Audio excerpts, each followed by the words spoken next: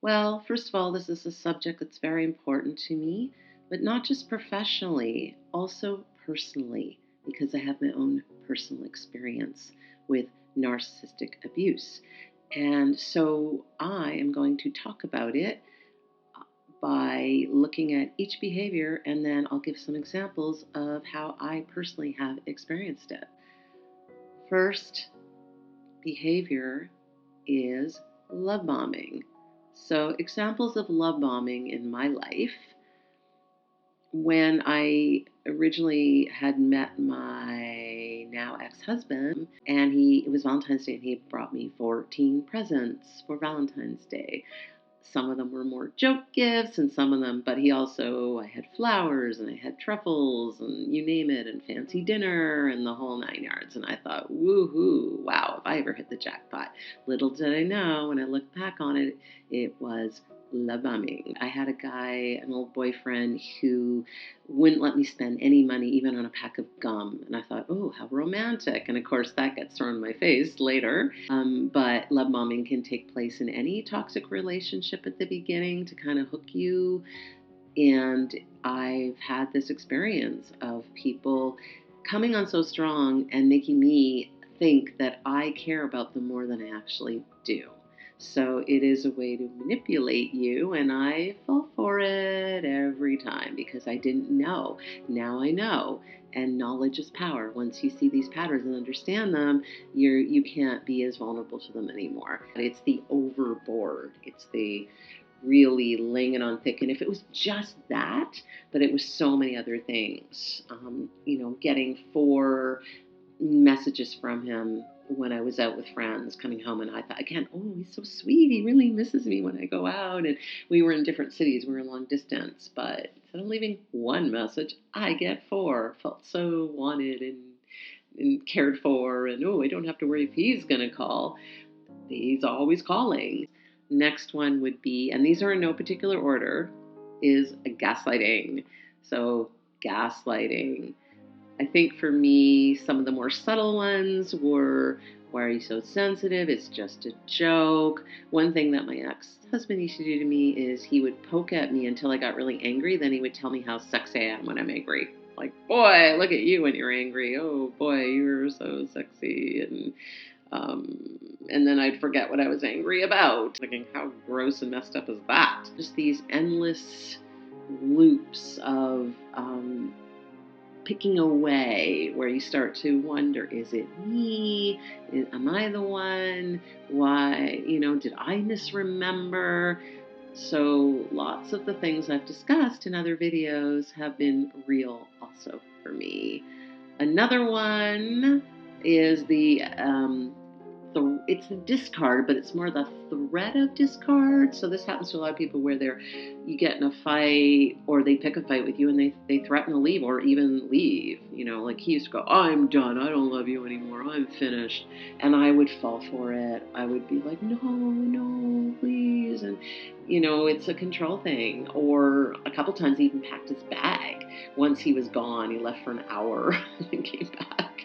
And by the end, I was so done that I was like, please just leave for real this time. But at the beginning, when I still loved him and still believed him, and I had been left by people before, and he knew that, so he used that against you, your vulnerability. If you have any kind of fear of being abandoned or rejected or left, he would use that, and he would escalate these fights, or even just pick them out of nowhere and just get angry with me for no reason whatsoever. And apparently I was ruining his life and making him miserable, and he couldn't take another minute of it. And then he'd be packing his bags, and I'd be begging him to stay, and oh, just a mess. And to stonewalling or silent treatment. He was very good at that. We could be in a restaurant. He would just glare at me. He'd be just sitting there like, I'd be like, what? He goes, you know what you did, which is also goes into gaslighting. A lot of them overlap. We have a theme here of things overlapping. So lots of that. Sometimes just staring at his phone, ignoring me, or sitting in the restaurant. He's like, I'm like, hello, I'm here. He goes, and he would literally not say anything. So he's taking the time to actually go out for a meal with me so he can actively ignore me. That's pretty twisted. There was a lot of that. There was a lot of this refusing to talk to me, and listen to holding a grudge. And holding a grudge would be also just going back to something like 5 years ago, you said blah, blah, blah. And so he would just never forget it, which is also the overlap of living in the past and always bringing up the past. But just holding a grudge or being mad at something like my brother said or something. Oh, I don't like your brother anymore because he said a lot of that. As you can see, a lot of these overlap. They can exist together at the same time, and you just feel like you feel like you're going crazy. You feel like you want to lose your mind. You feel alone and miserable. And that leads us into this isolation. Now, he never actively isolated me in the sense like keeping me from seeing people, but he would make me feel guilty about it, or he would sort of talk about people to make me doubt them maybe. He would bug me, like if I went out with friends, like, when are you coming home? And particularly after we had our son, then for sure it was like more about also, I think he just didn't want to have to worry about looking after him. Like, I've looked after him for an hour. That's enough. You should come home now from your time after class. And then I would get the constant phone calls. And then if I ignored them, it was even worse because he would just keep calling or text, pick up your phone, and really just harass me and keep at me. And then there is triangulation. He used to have a lot with his family. My family, they don't like you, or everyone in my family thinks you're terrible, or they hate you, or my mother said, or a lot of times he would tell me things his mother said about me, like, why? Why are you telling me this? Family was driving. I always made excuses, always. That's another thing we do, make a lot of excuses. Projection. So projection was him like, you're abusive. You're doing this. You're doing that. Why are you so mean to me? Why do you treat me so badly? Why are you so crazy? Why are you this? Why are you that? Why are you always yelling at me? Stop yelling.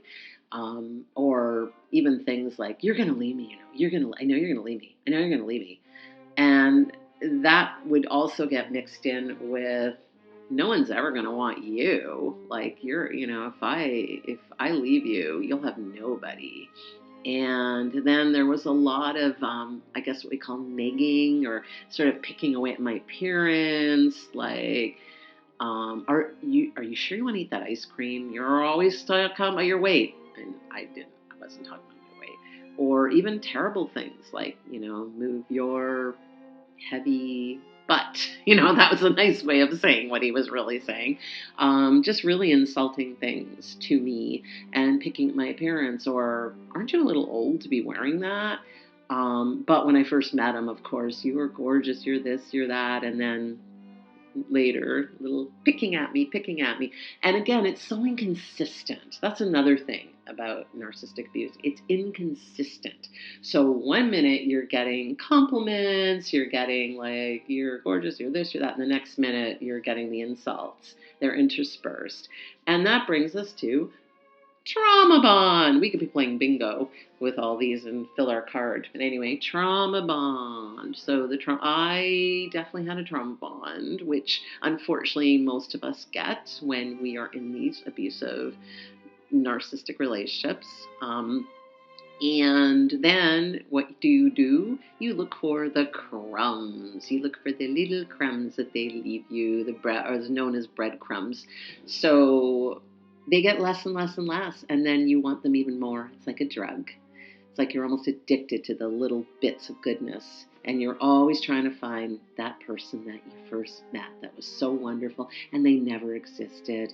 So an example, at the beginning, there was more good than bad, because otherwise, why would I have married this person? I wouldn't have had a child with them. I wouldn't have stayed with them, right? But as the years went by, as the mask slips, you're seeing more of the bad, more of the bad, more of the bad. So it used to be like sometimes months would go by and everything would be really great. And then I would, see some of those snippets. But then as time goes on, this is the pattern for most people, I was seeing the more of the bad too.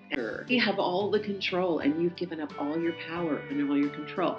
So one day something kind of just snapped in me where I realized, no, I need to get out. So I was really scared that I could end up in a really bad way. And at this point, I just wasn't in a financial situation. I had a young child. There was just, and I guess maybe it wasn't bad enough. It probably was horrible, but you also get desensitized. So I kind of bided my time and I decided I would have like a 5-year plan. And what I did start to do, though, was start to pull away emotionally, little by little. This is something I tell my clients to do. You start to, you're using your gray rock. Even times I would placate, but I would only placate him to kind of keep the peace because I knew that eventually I would be going. So at that point, I wasn't placating him to like save the relationship. There's the big difference. I was doing it so that I had kind of a way to try to keep things on a more even keel. Didn't always work, but you're almost treating them like a child, like, yeah, great. Like, you're also like super fake, and that's kind of how you survive. I was walking on eggshells. I was placating. I was humoring. I was using gray rock. I was trying to even do some limited contact where I, would remove myself as much as possible, even take my son out for long walks or get out of the house or or go for drives or anything really just to get away from him. And I remember it got to a point where I knew things were bad when I'd be out with people and I did not want to come home. I did not want to come home to my husband. And then it got to a point where, and this is why I always tell my clients to have a plan A and a plan B, because I was forced into my plan B, which is basically your escape plan if things get. And then eventually there was just this horrible, horrible night, one of the worst nights of my entire life, where I had to call the police. I had to run. I had to get out. My story, maybe it will help you and give you some strength. And first of all, know that this can happen to anyone, even a therapist, even someone who, understands human behavior. And we're all vulnerable.